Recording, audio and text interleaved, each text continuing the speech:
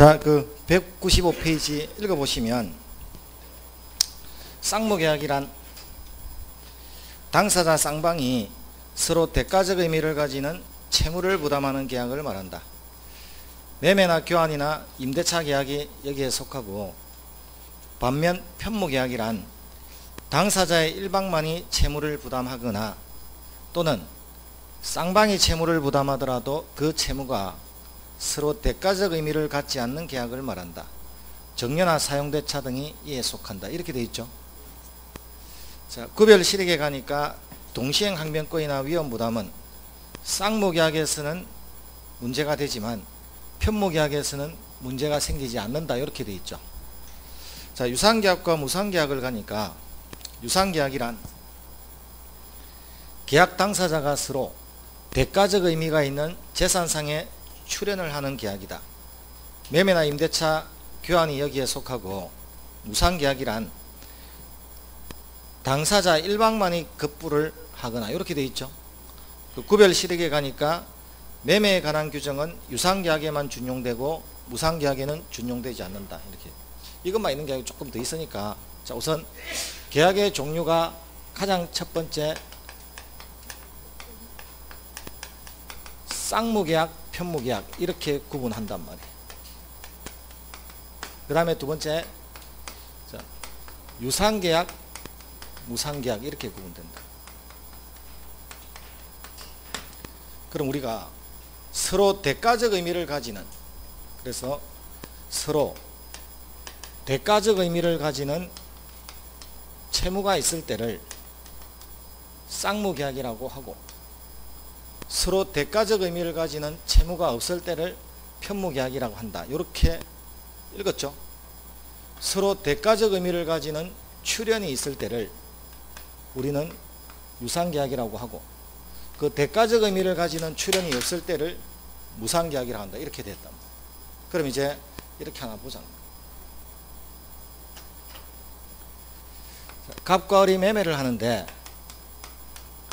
갑은 소 한 마리를 주기로 했고 을은 그 대가로 대금을 줄 의무를 졌습니다. 자, 을의 입장에서는 을이 갑이 소를 줄 의무를 기꺼이 지니까 나도 대금 지급할 의무를 기꺼이 지는 겁니까? 그럼 상대방이 의무를 지지 않았다면 나도 의무를 지지 않았겠죠. 그럼 이렇게 상대방이 의무를 지니까 거기에 대응해서 나도 의무를 진다는 관계가 양쪽에서 일어나나요? 갑도 그 생각할 거 아니에요. 갑도 당신이 대금 준다는 의무를 지니까 나도 소를 준다는 의무를 지는 거다. 이렇게 생각할 거란 말이에요. 그럼 의무는 한쪽이 가지고 있다, 양쪽이 가지고 있다. 그럼 이렇게 쌍방이 채무를 질 때, 쉽게 말하면 그게 쌍무란 말이에요. 그럼 매매계약은 쌍무계약에 속하는 거죠. 그런데 이건 어떨까요? 자, 아버지가 아들한테 아들 요번에 대학에 합격하면 아버지가 차 한 대 사줄게, 이런 계약을 나하고 할래? 그러죠. 뭐 계약이 됐습니다. 그럼 일방적으로 차 한 대를 주겠다는 거니까 정려가 된 거예요. 그럼 아버지는 아들이 대학에 합격하면 차 한 대 사줄 의무를 졌나요? 아들은 어떤 의무를 지고 있나요? 네? 받는 거는 권리죠. 대학에 합격하면 차 한 대 사준다고 했잖아요. 잠깐만, 조금만 할게요. 난 더운데. 여러분,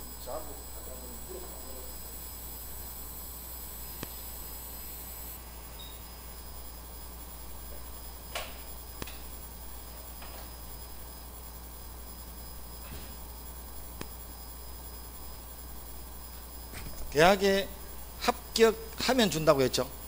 그럼 대학에 합격해야 된다는 것이 만약에 의무라면, 의무는 불이행을 하면, 약속을 했는데 지켜야 될 의무가 있는 자가 약속을 깨트리면 밤에 담 넘어갑니까? 법정에 갑니까? 법정에 가서 해결해야 되지, 약속을 깼다고 해서, 의무를 불이행했다고 해서 개인적으로 강제할 수는 없죠. 그럼 아들이 대학에 똑 떨어지면 의무를 불이행했죠. 그럼 이제 갑은 을을 끌고 법정에 가면 판사님이 붙여주나요? 정률합니까? 그럼 적어도 대학에 합격해야 된다는 것은 의무도 아니다. 의무를 불이행하면 법에 갈 수 있어야 됩니다. 이건 의무가 아니라는 거예요. 그럼 의무는 양쪽이 지고 있다, 혼자 지고 있다. 그럼 대학에 합격할지 안 할지는 장래에 확실합니까? 불확실합니까? 그럼 장래의 불확실한 사실을 그들이 하고자 하는 계약에다가 뜩 갖다 붙여서 하는 계약, 이걸 우리는 조건을 붙였다 이렇게 이야기합니다. 그건 조건이지 의무가 아니에요. 그래서 우리가 조건부 계약 이렇게 부른다. 불확실한 사실을 갖다 붙이는 걸 조건이라는 거예요. 당신이 그 일을 해주면 내가 이걸 주겠다, 이런 것은 그 일을 할지 안 할지는 알 수 없죠. 그런 게 전부 조건이라는 거예요. 자, 의무는 한쪽이 진다, 양쪽이 진다? 한쪽이 지고 있죠. 이런 걸 편무계약 이렇게 부른다. 그럼 매매는 쌍무계약이지만 정려는 편무계약이죠. 두 번째, 서로 대가적 의미를 가지는 출연을 하면 유상계약이라고 했는데, 출연이라는 게 무슨 뜻입니까? 한번 물어보죠. 이 출연하고 출현하고 어떻게 차이가 납니까? 밑에 출현은 뭡니까? 나타나는 것. 나타나는 거잖아요. 비행접시 출현.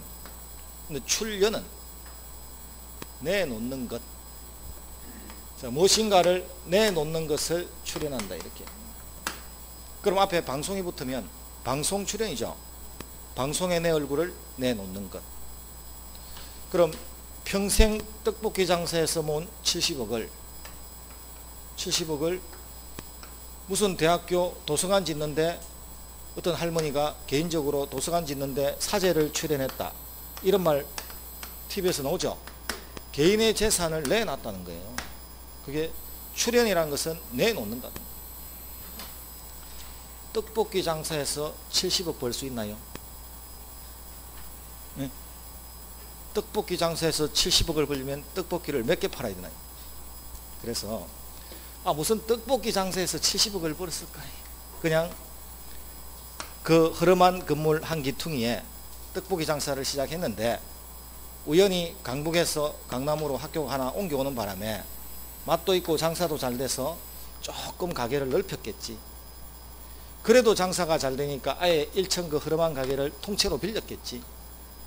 그리고 차곡차곡 돈을 모아서 아예 이 가게를 살 수 있나요? 샀겠지. 그리고 이제 서서히 이곳이 발전을 하다 보니까 누가 자꾸 새마을금고에 돈 빌려서 헐고 건물을 새로 지라고 하길래 5층짜리 6층짜리에 올렸겠지. 그게 70억이 된 거지. 우선 떡볶이에서 70억이 됐어. 떡볶이인 겁니까? 부동산인 겁니까? 부동산입니다. 결국 장기적으로 갔을 때 돈 버는 건 어떤 주식보다도 부동산입니다. 부동산은 갖고만 있으면 돈이에요. 장기간 들고 있을 체력이 안 되고 힘이 안 돼서 그런 거지. 어떤 논도 30년만 지나봐 값이 떨어진 논이 있는가? 어떤 임야도 30년이 지나면 이 가격이 떨어진 임야는 없어요. 다 올라. 그거 맞죠? 단기간 내가 수익을 낼 건가 못 낼 건가 그 차이지. 대한민국에서 부동산을 가장 잘하는 사람이 누구 있을까요?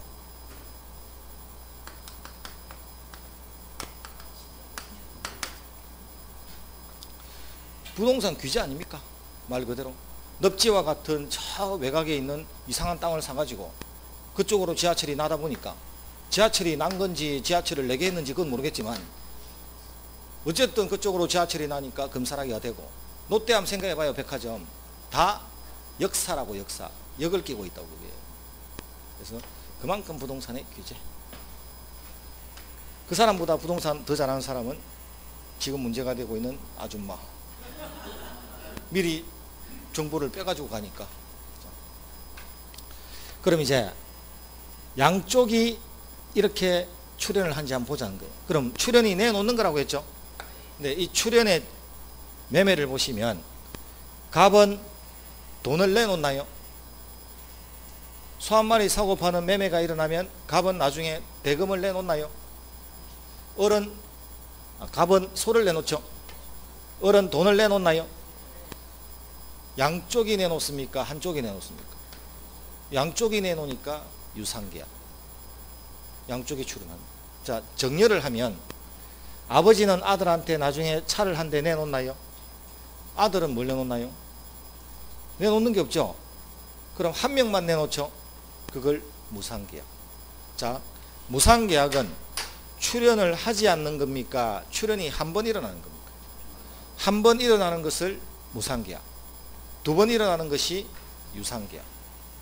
그럼 출연의 정확한 법적인 뜻은 뭐냐면, 쉽게 말하면 내놓는다 이렇게 표현하면 되는데, 정확한 뜻은 누군가가 재산을 내놓음으로써 내놓는 자의 재산은 감소하는데 그 재산을 받은 자는 재산이 증가할 수 있죠. 그 감소하고 증가하는 형태가 한번 일어나는 걸 우리는 출연행위 한번 일어났다 이렇게 표현한다. 그럼 매매를 보시면 갑은 소를 내놓죠. 그럼 소를 내놓은 자의 재산은 감소한다 증가한다. 그런데 소를 받은 자의 재산은 증가합니까?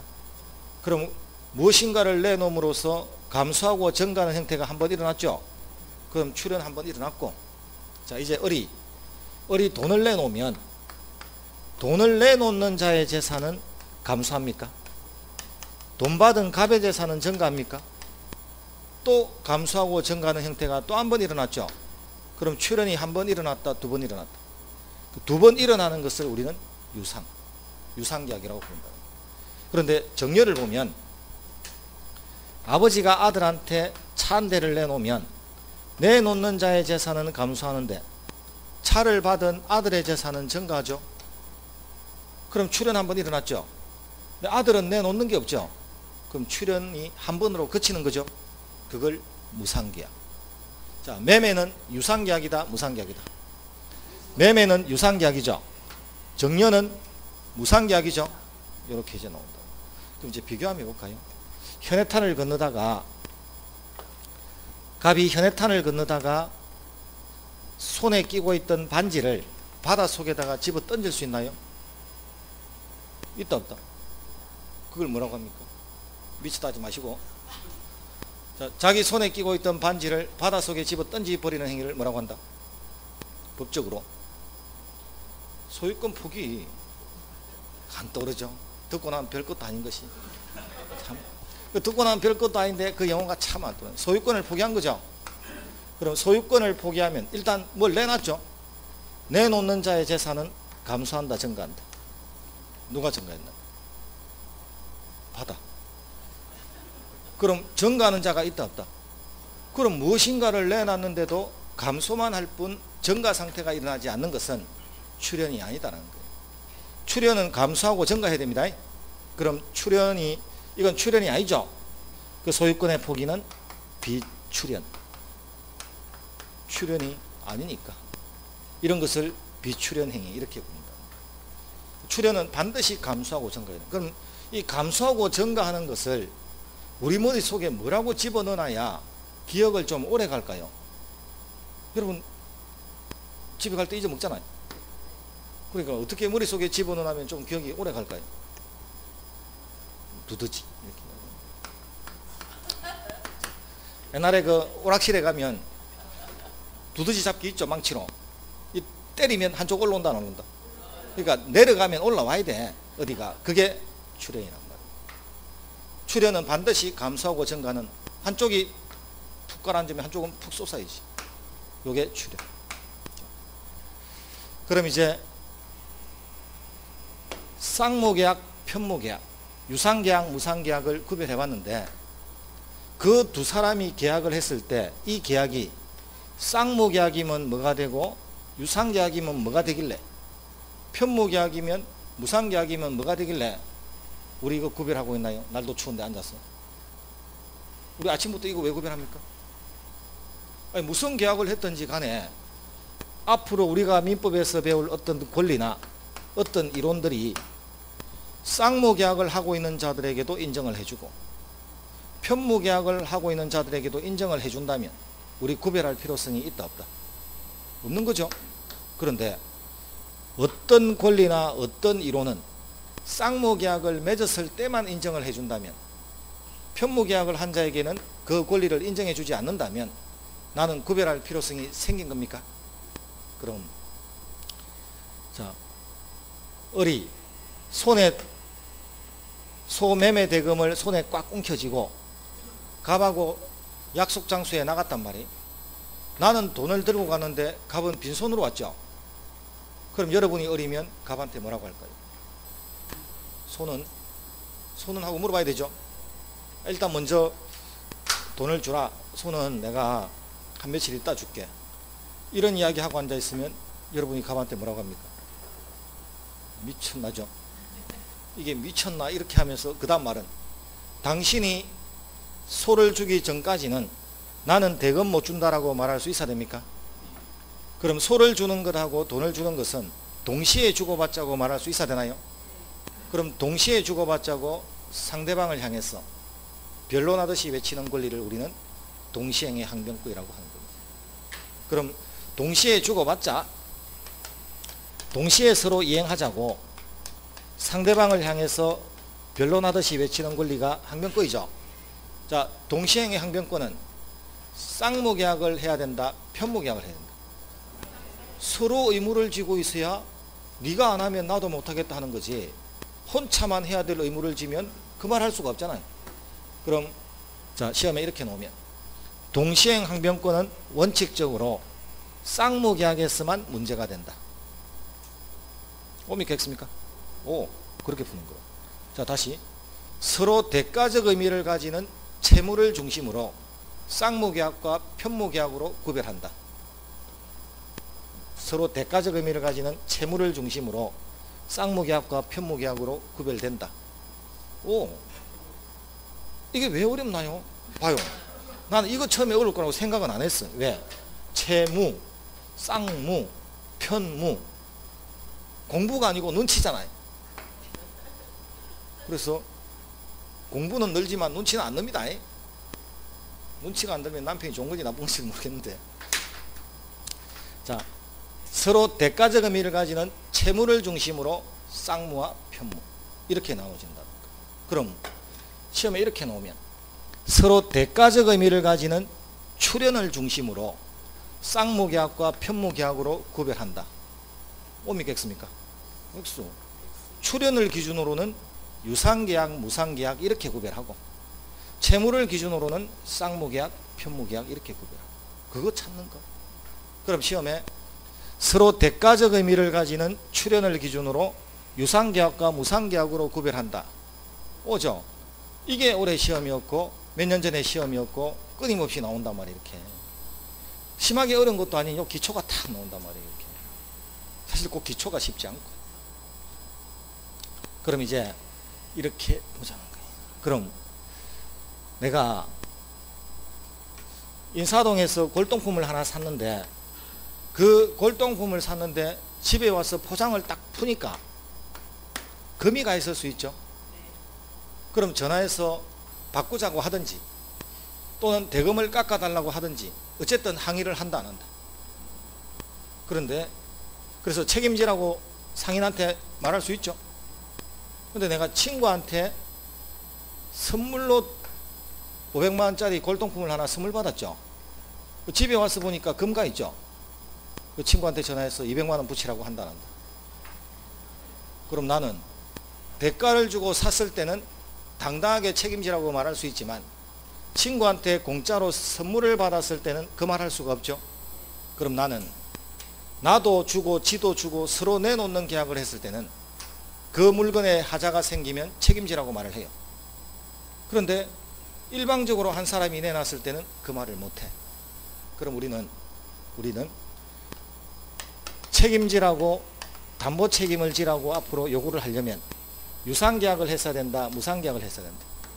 유상계약. 그래서 네가 물건을 줄 때는 말이 없어도 이 물건은 하자 없는 물건이라고 떵떵거리지 않았나. 서로 말은 안 해도. 그런데 실제로 하자 있는 물건이 왔으니까 책임져. 그게 담보 책임이라고. 그럼 담보 책임은 유상계약에서 나옵니까? 무상계약에서 나옵니까? 그 담보 책임이 바로 매매에서 나오는 거니까 아까 우리가 읽어줄 때 유상계약과 무상계약을 구별하는 실익은 매매에 관한 규정은 유상계약에 한해서만 나온다고 했죠.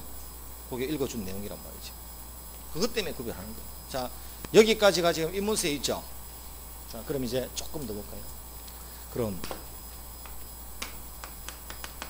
양쪽이 채무를 지면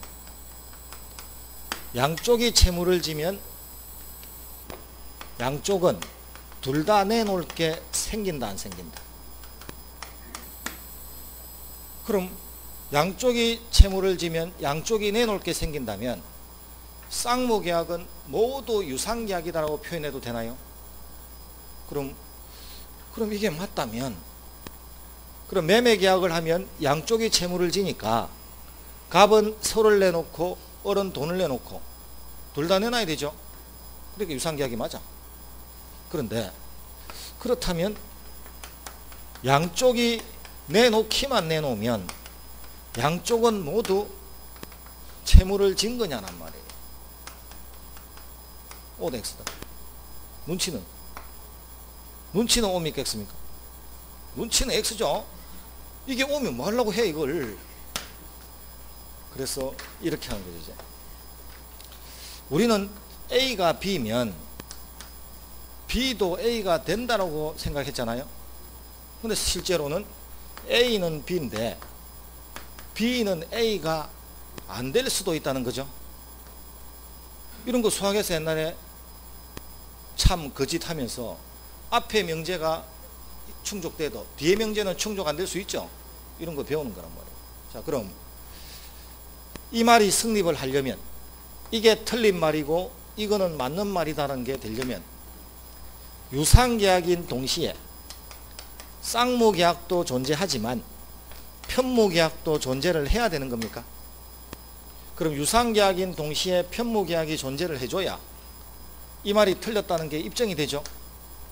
그럼 대한민국에 이런 계약이 실제로 있느냐라는 거예요.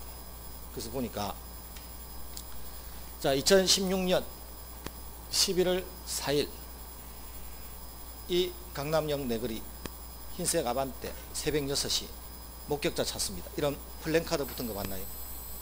그래 놓고 강남경찰서 이렇게 붙은 거 봤죠? 그런 걸 우리 뭐라고 합니까? 현상 수배. 수배지. 현상 수배죠. 현상 수배 봤나요? 안 봤나요? 어디서 많이 봤나요? 그 흐름한 중국집 같은데. 흐름한 중국집에 딱 가면 옆에 벽보 붙어 있다 안 붙어 있다. 그 50만원짜리 30만원짜리 쫙 붙어 있죠. 그 폭행하고 도망치는 이런 인간 있잖아요. 쭉 붙어 있는 그 흑백으로 해가지고 쫙 사진 쫙 붙어 있죠. 거기는요 장동건 걸어놔도 범죄자라. 장동건 걸어놓고 흑백으로 싹 하면 장동건도 범죄자처럼 보입니다. 다 그런 겁니다. 자, 그거는 개인과 국가기관의 문제니까 우리는 현상 수배라고 불러요. 그런데 전봇대에 가다가 이런 거 본 적 있나요?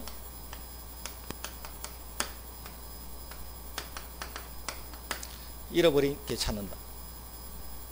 이런 개를 보고서 이쪽으로 연락을 좀 제발 주면 50만원 후사함 갑 이렇게 써붙이는 거 본 적 있나요? 누구든지 갑은 누구든지 개를 찾아오면 50만원 주겠다는 의무를 졌다 안 졌다? 지고 있죠. 나는 땅만 보고 가다가 하도 목이 아파서 간만에 고개를 착 들었더만 전봇대 이게 보이죠? 개 찾으러 뛰어야 되죠. 이거 본제로 개 찾으러 뛴다 안 뛴다? 돈에 눈이 멀어야지 이 벽보를 읽었다고 해서 개를 찾으러 뛰어야 될 의무를 진 거다 안 진 거다? 자, 의무는 양쪽이 지고 있나요? 혼자 지고 있나요? 쌍무계약입니까? 편무계약입니까? 그런데 어리 아까 조금 전에 오다가 본 그게 아니야? 잽싸게 가서 그 개를 잡을 수 있죠. 그럼 그 개를 잡아서 갑한테 개를 내놓나요? 내놓을 수 있나요? 그럼 갑은 나한테 뭘 내놓나요? 자, 한 명이 내놨습니까? 둘 다 내놨습니까? 자, 둘 다 내놓으면 무상계약입니까? 유상계약입니까? 의무는 아까 혼자 지고 있었는데 내놓기는 둘 다 내놨죠. 그럼 유상계약이긴 한데 쌍무계약이다 편무계약이다. 그런 게 현상광고라고 합니다. 이런 계약을 우리는 현상광고 그럼 실제로 대한민국에 유상계약이면서 편무계약인 것도 있다는 거죠. 보통은 유상계약이면 쌍무계약이고 무상계약이면 편무계약이고 이렇지, 이렇게 특이한 건 한 개밖에 없습니다. 유상계약이면서 편무계약인 것은 이렇게.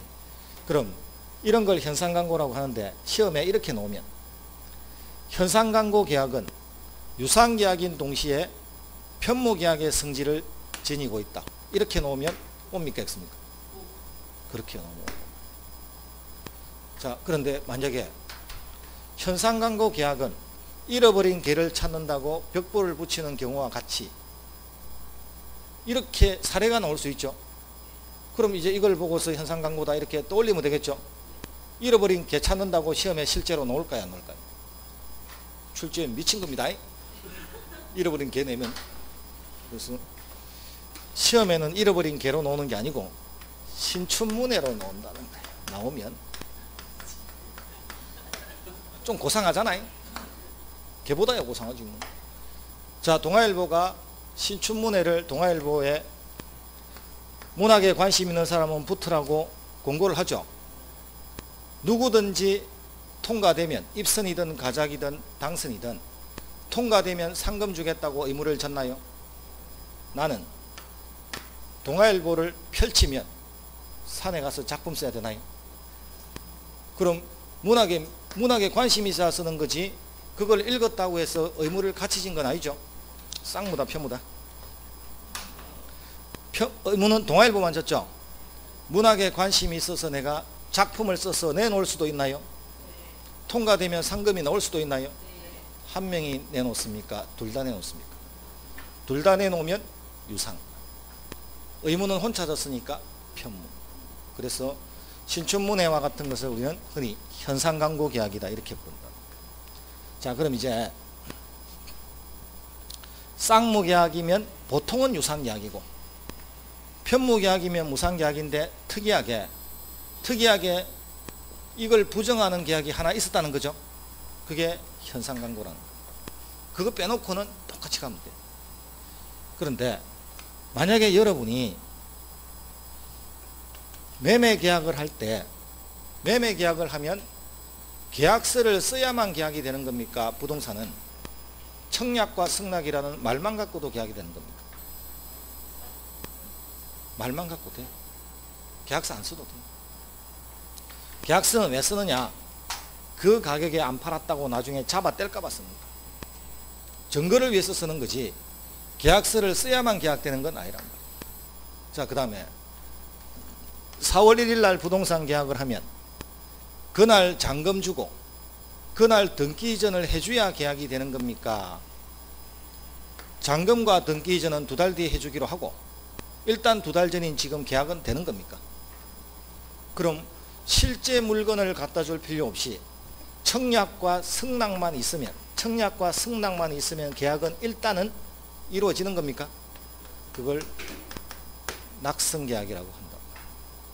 청약과 승낙할 때 두 번째 행위 승낙만 있으면 계약은 이루어진다라는 거예요. 자, 그런데 이거 보자. 벽보를 보고서 아까 조금 전에 걸어올 때 본 그게인데 개를 잡았단 말이에요. 어리. 그럼 이 어리 갑이 찾아달라고 했던 그 개를 잡아서 갑을 찾아가면 50만 원 벌 수 있나요? 그럼 이 기분이 좋을까요 나쁠까요? 아침에 개 한 마리 잡고서 지금 50만 원 벌었죠? 그럼 기분 좋죠? 발걸음은 가볍다 무겁다? 손은요? 손은 개줄 잡은 소를 흔들면서 가겠지. 얼마나 기분 좋은데 지금 이렇게 흔들고 가다가 개가 도망가 봤다. 개는 도망가고 내 손에는 줄만 남아 있는 거죠. 그래서 아쉬워서 갑 찾아가서 저기요, 이 개줄이 기억이 나실 텐데 이 개줄만 믿고 어떻게든 저하고 계약을 해주시면 열심히 한 번 더 돌아가서 개를 찾으러 뛰겠습니다. 계약된다 안 된다? 여러분이 갑이면 그 개줄 보고 계약해준다 안 해준다? 그럼 반드시 이 계약이 되려면 개를 데리고 와야 계약되는 거지 개를 데려오겠다고 말만 떼워서는 되는 게 아니죠. 그럼 어떤 계약은 청약과 승낙이라는 말만으로도 충분하더만 어떤 계약은 청약과 승낙 외에도 일정한 물건을 갖고 와야만 계약되는 경우도 있는 겁니까? 자, 부동산 매매 계약할 때 계약금 10% 걸 수 있나요? 10% 걸겠다고 말만 해야 됩니까? 일부라도 지불해야 됩니까? 그럼 일부라도 지불해야 된다면 청약과 승낙만으로 계약금 계약이 된 게 아니고 실제 계약금이 지불돼야 되죠. 그럼 이렇게 청약과 승낙만으로 되는 게 아니라 일정한 물건이 가야만 되는 계약을 요물계약이라고 부른다. 물건을 요한다는 거예요.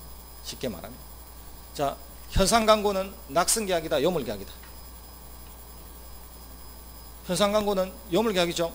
자, 신춘문예 생각해봐요. 자, 동아일보에 전화 걸어서 저하고 계약합시다.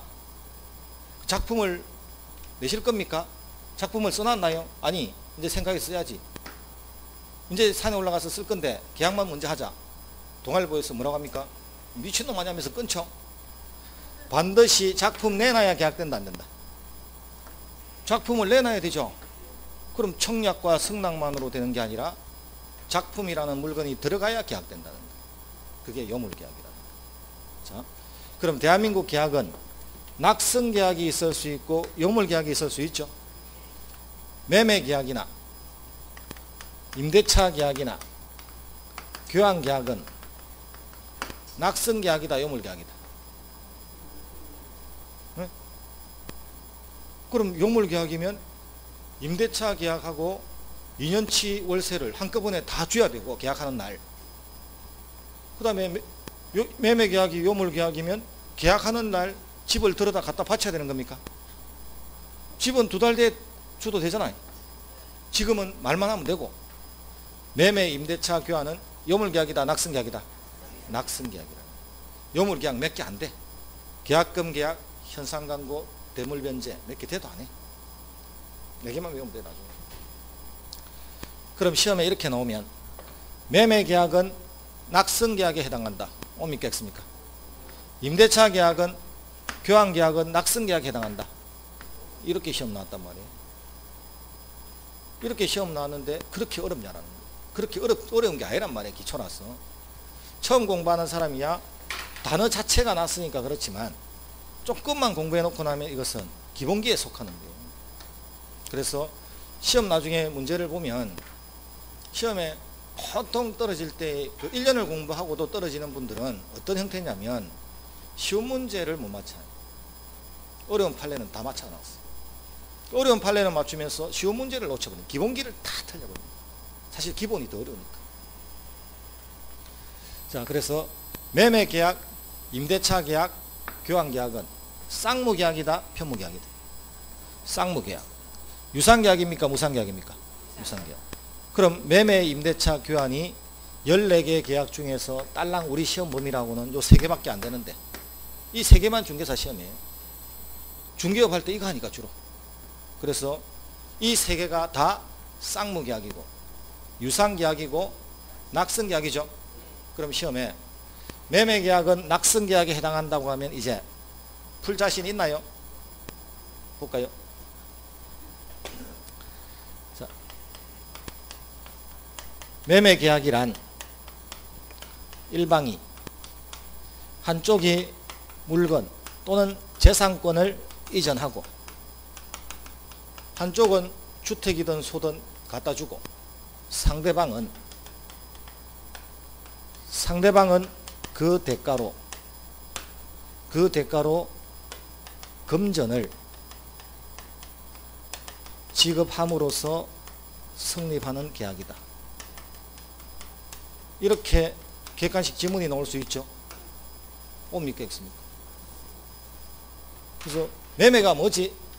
매매는 한쪽은 물건 갖다 주고 토지가 됐든 건물이 됐든 자동차가 됐든 카메라가 됐든 한쪽은 그 대가로 대금을 지급함으로써 금전을 지급함으로써 성립하는 계약이다. 옵니까, X입니까?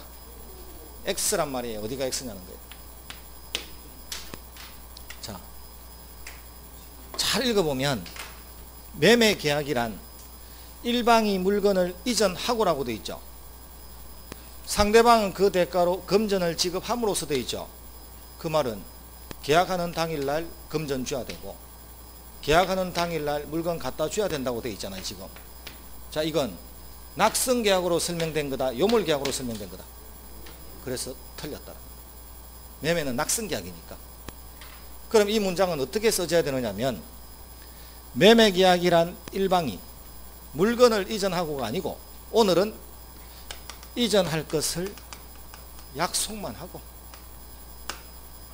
2달 뒤에 주면 되고, 상대방은 그 대가로 금전을 지급함으로써가 아니라 오늘은 지급할 것을 약속만 하고 주기는 잔금은 2달 뒤에 주면 되고, 이렇게 적혀 있어야 된다는 거예요. 그러니까 매매계약은 낙승계약이다 이렇게 물었을 때는 풀었죠. 근데 이렇게 물었을 때는 못 풀죠. 그럼 여러분은 외운 거지 이해한 게 아니지 않습니까? 낙승계약이라는 의미를 외우고 있는 거지 낙승계약이 뭔지 이해하고 있는 게 아니란 말이에요. 그럼 시험이 우연히 이렇게 나오면 나는 푸는 거고, 이렇게 나오면 똑같은 걸 물어도 틀리는 거죠. 그럼 그게 운이잖아요. 그게 1년을 공부해도 운에 맡기는 거예요. 이게 적어도 내가 배운 문장이고 시험 잘 나오는 거는 정확하게 그 뜻을 캐치하고 있어야 어떻게 글자가 바뀌어도 나올 거 아니에요. 그런데 이렇게 놓으면 풀고 저렇게 놓으면 틀리고 갈대처럼 흔들린다. 그래서 그 기본기가 이렇게 중요하다. 자, 이렇게 나오든 저렇게 나오든 똑같이 풀 수 있어야 됩니다. 이렇게 나왔을 때 내가 알기로는 매매는 낙승계약이라고 알고 있는데 아무리 읽어도 왜 낙승계약으로 읽히지 않고 요물계약으로 읽히지? 이 문장이 이상한 것 같은데 이렇게 캐치가 되어줘야 된다. 지금은 안 되더라도 1년씩 하면서 쌓아가야 된단 말이에요. 처음부터 외우려고 생각하면 안 돼요. 외워지지도 않고. 나는 뜻도 모르고 외우는 사람이 더 신기해 사실은. 어떻게 외워지는지 그게 더 웃긴 거예요. 그래서 이렇게 낙승계약, 요물계약이라는 것은 단순히 의미만 알지 마시고, 쌍무계약, 편무계약 하면 채무를 기준으로 한다만 외우지 마시고, 서로 양쪽이 채무를 지는 계약인가 이 계약이? 이게 혼자만 채무를 지는 계약인가? 이제 공부할 때마다 한번 생각을 해봐야지. 그래서 틀리면 나 아직 쌍무계약이 뭔 뜻인지 잘 모르고 있는 것 같은데 다시 돌아가고 아직은 시간이 있습니다. 자, 그 다음 계약은 분료식 계약이 있고 요식 계약이 있습니다. 아까 부동산 매매는 계약서를 써야만 계약됩니까? 계약서 안 써도 됩니까? 그럼 분료식 계약이다, 요식 계약이다. 자, 대한민국의 민법상의 계약은 분료식 계약이 많을까요? 요식 계약이 많을까요? 99.99%는 분료식이라는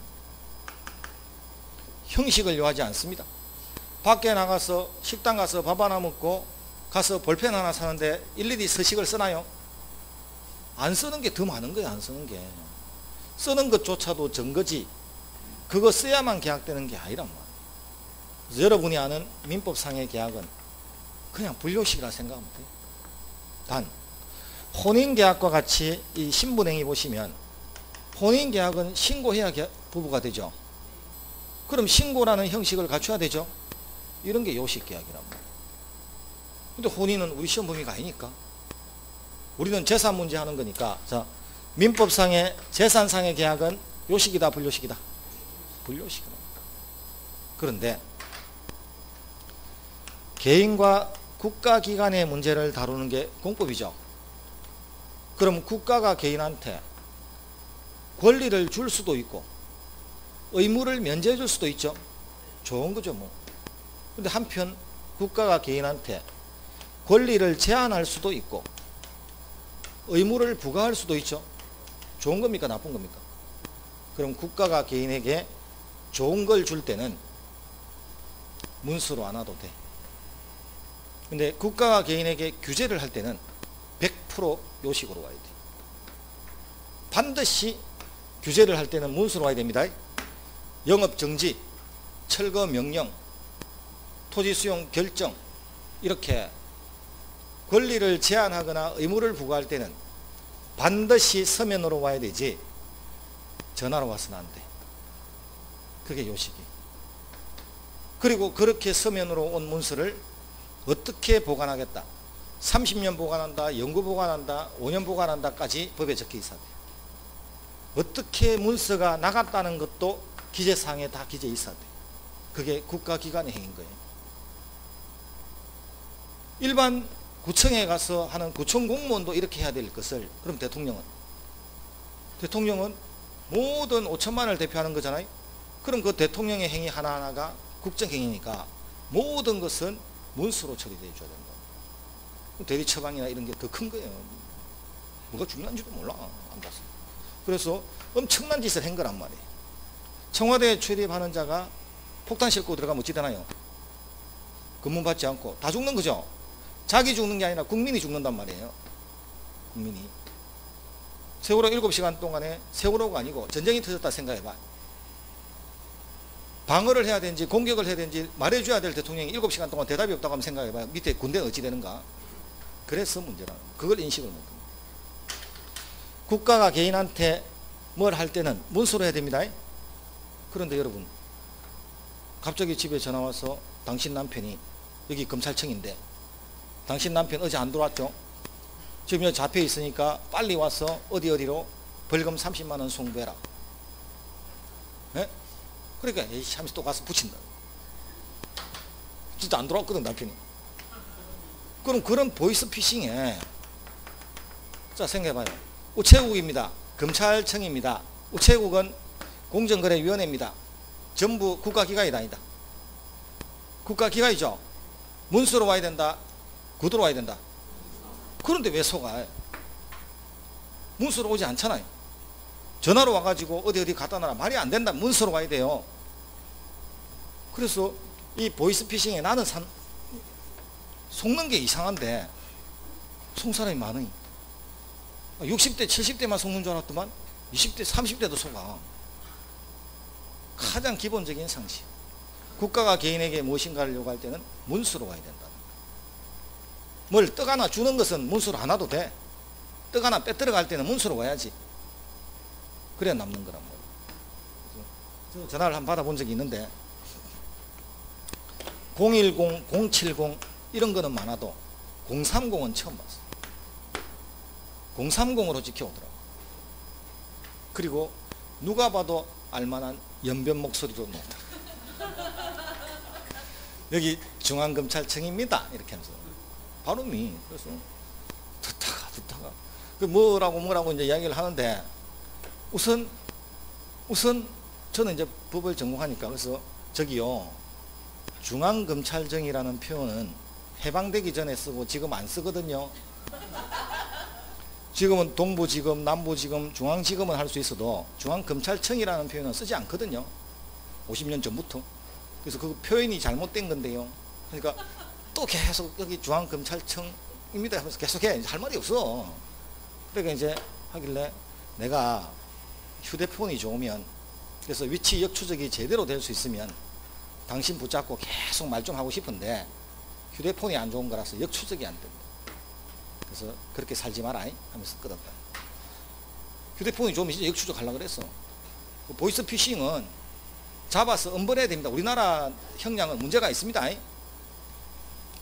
자, 뇌물 받지 마라 해도 받죠. 왜? 뇌물 받아서 좋은 변호사 사고 뭐 하면 20억 30억 해먹고도 2년 3년 하면 나오니까. 그런데 미국은 우리처럼 경합을 하는 게 아니라 미국은 병합을 하니까, 우리는 죄를 5개 지으면 5개 중에서 제일 큰 죄 가지고 하나만 따지지만 미국은 합산을 하니까. 그래서 200년도 살고 300년도 살잖아요. 그렇게 떨어지는 거 봤죠? 그럼 우리도 뇌물을 7명한테 각자 받아서 10년씩 하면 70년이죠. 이제 뇌물 받는다 안 받는다? 뇌물 안 받으면 70년 살아야 된다면 뇌물 받을까요? 사형보다 더 합니다. 172년 살아라면 사형보다 더해. 그래서 우리도 병합으로 가야 돼요 사실은. 그래야 좀 줄어들어요 범죄가. 그래서 앞으로 우리가 배워야 될 민법은 매매계약, 임대차 계약이 90%입니다. 그 매매계약과 임대차 계약이 쌍무계약입니까? 유상계약입니까? 낙승계약입니까? 분료식 계약입니까? 그래서 머리에 입에 쌍무, 유상, 낙승, 분료식 입에 붙여야 돼요. 딱 입에 붙어. 그랬다가 우연히 시험에 매매계약, 임대차 계약은 쌍무계약이면서 낙승계약에 속한다 이렇게 놓으면 너무 좋고 편하게 놔주니까 조금 더 어렵게 놓더라도 풀 수 있게 딱 기본기 붙여놓고 합니다. 이게 계약의 종류. 자, 그게 가장 기본적인 계약의 기초입니다. 자, 이제 다시 앞으로 자, 우리 책에 잘 있지가 않는데 입문서에 넣었는데 올해 시험에 나왔던 사실 기초 152페이지를 펴시면 계약의 기초는 다 했습니다.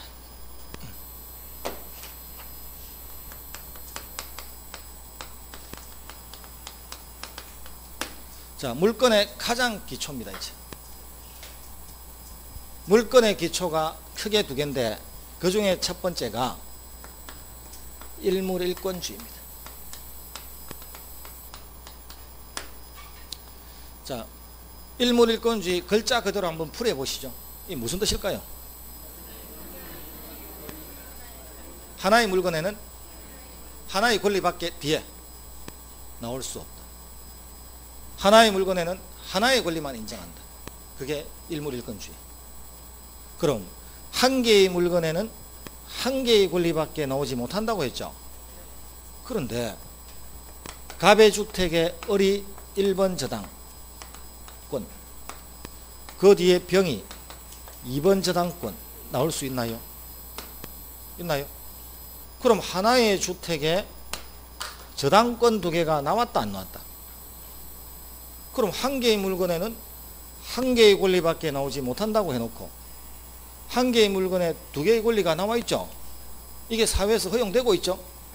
그럼 한 개의 물건에 어떤 경우에는 한 개의 권리만 인정하고 어떤 경우에는 한 개의 물건에 수십 개의 권리도 나올 수 있는지 원칙과 예외가 있을 수 있다는 거죠. 그 기준을 보러 갑니다. 그럼 일물일권주의는 크게 원칙과 예외로 구성된다. 자, 원칙은 두 개가 안 나온다는 거죠. 예외는 두 개 나올 수 있다는 거죠. 자, 하나의 주택에 갑이라는 자가 소유권 1개, 을이라는 자가 소유권 1개. 하나의 주택에 소유자 2명 나올 수 있다 없다? 없어요. 예? 죽었다 깨어나도 없어요. 하나의 주택에 소유자 2명은 못 나와. 자, 그런데 이렇게 나올 수는 있어. 삼형제가 3분의 1씩 가질 수는 있나요? 그걸 우리가 한 개의 소유권을 나눈 거죠. 그걸 나누었다고 해서 지분이다 이렇게 표현한다. 그럼 다 합치면 몇 개입니까? 한 개. 한 개라는 공동명의라는 게 지분을 갖고 있는 거지 소유권 한 개씩 갖고 있는 게 아니란 말이에요. 그럼 우리 아파트에 살면 100세대인데 그 복도나 성관계에 관한 지분은 뭐 10몇만 분의 몇을 가지고 있다 이렇게 표현하죠. 다 합치면 1이라 1. 그래서 한 개씩 가지고 있는 게 아니라 나 한 개를 나누어서 가지고 있을 수는 있다. 그게 지분이다 이렇게. 그럼 공동이란 말이 들어오면 지분인 겁니다. 그럼 하나의 주택에 왜 소유권 2개가 나올 수 없느냐 하면 만약에 한 개의 주택에 소유권 2개가 나올 수 있다면 갑은 소유권은 사용수익 처분할 수 있죠. 그럼 을도 소유권이 나올 수 있다면 사용수익 처분을 하려고 하겠죠. 이 둘이는 같은 집에 서로 소유자라고 우기면서 들어가서 이게 단칸방이라고 한번 생각해 봐요. 싸움 한다는데 소유권 2개가 나오면 서로 사용하려고 싸움할 수 있죠. 그럼 이게 남자하고 여자가 되면 어떤 일이 벌어질까요? 좋아질 수도 있고 나빠질 수도 있겠지. 싸움할 수도 있고 사이가 좋아질 수도 있죠. 남자와 남자가 되면 칼부림 나죠. 보통 사이가 안 좋을 테니까. 사이 좋아지면 사회 문제가 되죠. 그래서 자, 하나의 주택에 서로 충돌할 수 있는 권리가 단 2개라도 허용된다, 안 된다? 안 된다는 거예요. 자, 그런데 요거는 하나의 주택에 1번 저당, 2번 저당 넣을 수 있죠. 요 둘이는 나중에 갑이 돈 안 갚아서 빚잔치를 하면 싸움을 하는 겁니까? 돈 찾는 순서가 있는 겁니까? 그럼 충돌한다, 안 한다? 그럼 충돌하지 않는다면, 서로 충돌하지 않는다면, 사이좋게 살 수 있다면 한 개의 물건에 수백 개도 놓을 수 있는 것이고, 충돌한다면 단 2개도 허용하지 않는 것이고. 그럼 이제 아파트는 크게 보면 한 개의 물건입니까? 근데 여기에 100개의 소유권이 나올 수 있나요? 한 개의 물건에 수백 개가 나왔으면 일물일권주의는 위배한 거죠. 그런데 왜 허용되고 있느냐면 301호와 401호는 독립적 공간을 가지고 서로 영향을 미치지 않고 서로 충돌합니까, 안 합니까? 충돌 안 하니까 수백 개도 넣는다. 충돌하면 단 2개도 허용하지 않는다. 그럼 결론은 한 개의 물건에 한 개의 권리밖에 나오지 못한다는 일물일권주의 원칙으로 가느냐 예외로 가느냐는 결론, 충돌 가능성이 있다면 원칙으로 가야 되고 충돌 가능성이 없다면 예외로 갈 수 있죠. 글자를 조금 바꿔볼까요? 의자 하나에 한 명이 서 있는데 다른 사람이 올라섰을 때 비좁아서 한 명이 튕겨나갈 수밖에 없다면 충돌한 것 아닌 것. 두 명이 함께 서 있을 만큼 공간이 넉넉하면 충돌 안 한 거죠. 그럼 하나의 의자에 두 사람이 함께 서 있을 수 있다면 우리는 양립 가능하다 이렇게 표현하고, 서 있을 수 없다면 양립 불가능하다 이렇게 표현합니다. 같은 표현을. 그럼 충돌 가능하다 안 하다를 양립 가능하다, 양립 불가능하다 이렇게 표현한다. 자, 아까 301호와 401호는 서로 영향을 미친다, 안 미친다? 그럼 서로 영향을 미치지 않는다는 이야기는 충돌한 겁니까, 아닌 겁니까? 그럼 앞으로 양립 가능하다는 표현을 우리는 서로 영향을 미치지 아니한다, 이렇게 표현한다. 그럼 우리 민법 조문에는 어떻게 적혀 있냐면 물권적 청구권과 손해배상 청구권은 서로 영향을 미치지 아니한다. 앞으로 점유의소와 본권의소는 서로 영향을 미치지 아니한다. 그래서 계약 해조로 인한 원상회복과 손해배상은 서로 영향을 미치지 아니한다. 그럼 민법상의 조문은 서로 영향을 미치지 아니한다고 표현되어 있죠. 이걸 글자를 교수님들이 압축을 하면 양립 가능하다 이렇게 표현한다. 그걸 조금 무슨 뜻인지 좀 풀어준 게 충돌 가능성이 없다 이렇게 표현한다. 같은 표현입니다. 같은 표현을 이렇게도 쓰고 저렇게도 쓰고. 그래서 대구에서 서울 오는 길은 한 가지밖에 없나요? 그럼 KTX를 탈 수도 있고 고속버스 탈 수도 있고 완행열차 탈 수도 있고 자전거, 오토바이, 심지어 걸어올 수도 있죠. 그러니까 그렇지만 목표, 서울 온다는 목표는 하나란 말이에요. 그래서 어떤 한 사실을 말하는 단어는 똑같은 표현은 여러 가지가 될 수 있죠. 그래서 일물일권주의 예외로 가자 이렇게 말하는 거나 충돌 가능성이 없었다라고 말하는 거나 양립 가능하다라고 말하는 거나 서로 영향을 미치지 아니한다고 말하는 것은 다 같은 말을 하고 있다는 거예요. 이게 일물일권주의입니다. 그럼 이제 이런 일물일권주의의 원칙 의미 없고, 자, 예외를 보자는 거예요. 토지의 일부에 대해서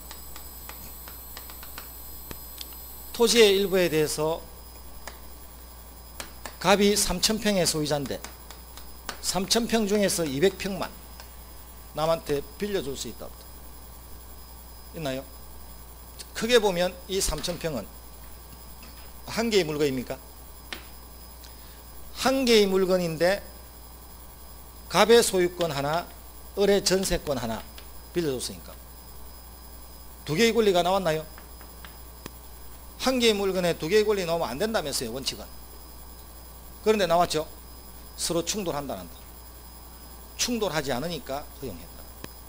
그럼 토지의 일부에 대해서는 사용 수익하는 용익물권 설정이 가능하다, 불가능하다? 왜? 싸움하지 않으니까. 자, 건물의 일부에 대해서 2층에는 집주인이 살고 하나의 건물인데 2층에는 소유자, 1층에는 세입자 이렇게 살 수 있나요? 그럼 한 개의 집에 두 개의 권리가 나왔죠? 충돌했나요? 그럼 충돌하지 않는다면 수백 개도 가능하다고 했죠? 그럼 건물의 일부에 대해서 전세권 설정해 줄 수 있다, 없다? 그럼 시험에 토지의 일부에 대해서는 용익물권 설정이 가능하다, 오죠? 건물의 일부에 대해서는 소유권과는 별도로 전세권 설정이 가능하다, 오죠? 그런 정도 시험에 놓으면 풀 자신 있나요? 풀겠나요? 시험에 안 나와. 참, 이래 쉬운 건 안 논다는 거야. 너무 쉽다. 처음 공부하는 우리는 이것도 낯선데, 그런데 이건 이제 기초가 되어버린 거죠. 30년 전에는 나왔겠지만, 근데 우리는 이게 민법이라는 학문이 다른 과목과는 달리 부분이 다른 법이니까 이 법을 몰라도 이 법은 따로 볼 수 있는 법이면 앞에를 몰라도 되잖아요. 근데 민법은 톱니처럼 물려있고 계단처럼 올라가는 법이니까 시험은 여기서 나오지만 나는 바로 갈 수가 없죠. 그럼 단계를 밟을 수밖에 없는 거죠. 이게 시험 나와서가 아니라 시험 나오는 부분을 제대로 이해하기 위해서는 기초를 안 밟을 수 없는 거예요. 그 기초가 그 와중에 또 몇 문제 나와주기도 하니까.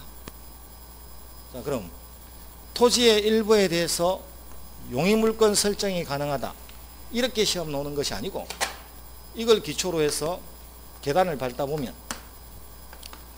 토지의 일부에 대해서 저당권 설정할 수 있다, 없다, 이렇게 나옵니다. 저당권은 돈 안 갚으면 남의 부동산 팔아서 내 돈 찾아가는 권리입니까? 돈 안 갚으면 토지의 일부에 대해서 저당이 된다면 이걸 경매하러 가야 되죠.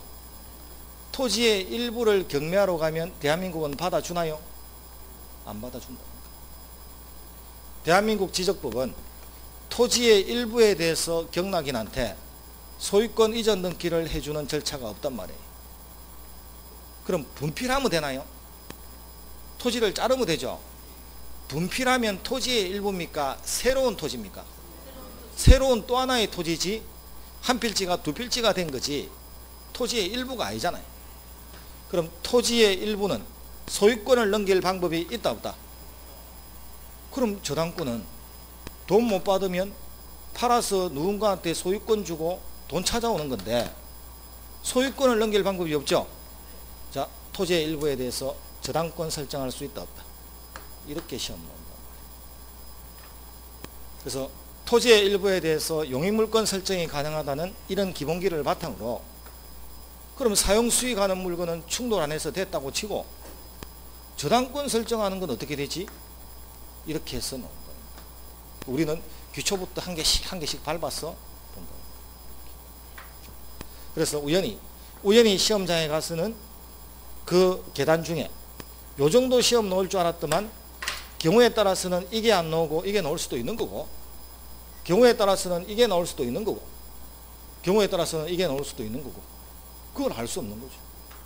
그걸 제대로 알 수 있다면 40개만 하지 뭐 하려고 이 고생을 해야지. 그래서 하나하나 단계적으로 배워가는 거.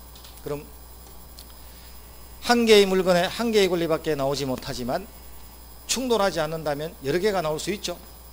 그러한 게 토지의 일부는 이런 게 가능, 건물의 일부는 이런 게 가능. 쉬었다가 이것도 보러 가면 되죠.